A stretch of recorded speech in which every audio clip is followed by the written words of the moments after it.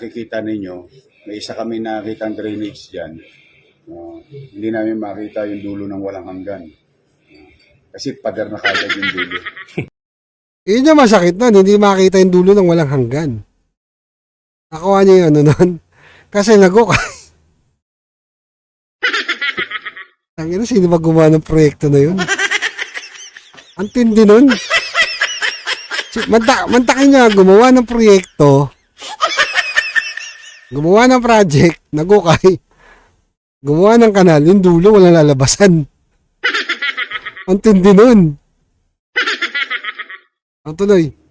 So, nangyari, nagtayo ng drainage ng mga nakaraan, pero walang patutunguhan.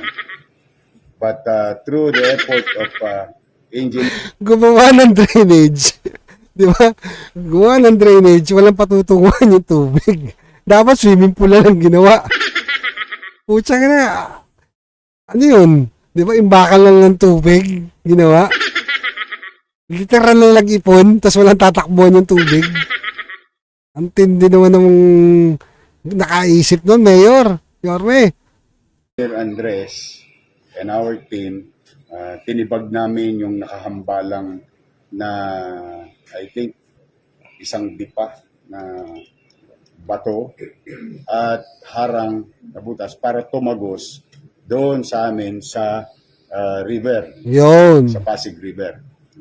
So far, wala naman. Hopefully. But, siyempre, hindi ka rin mapapapanatag Tama. dahil dalandala na ang tao. Oo, tama Kami yun. naman, kung maiibsan namin yung nararamdaman ng tao at maibsan yung epekto ng pagbaha, kahit pa paano, okay na rin ako. But pinakamaganda, wala. Katulad ngayon, sana magtuloy-tuloy ng ganyan. Yun. So yun nga mga kababayan, yun yung nirereklamo ng mga sunog apog. Mga taga-sunog apog. Sunog apog. Mga taga-sunog apog mga kababayan, yun yung nirereklamo nila. Na ako nakita ko naman din yung personal eh. Talagang yung baha napakatindi doon sa may sunog apog. Talagang nag-i-stay yung tubig. Hindi ko lumalabas doon papunta sa may creek. Hindi ko pumupunta doon sa ilog. Kumbaga hindi nagpupunta sa ilog. Yung tubig na talaga nag-i-stay po talaga sa kalsada.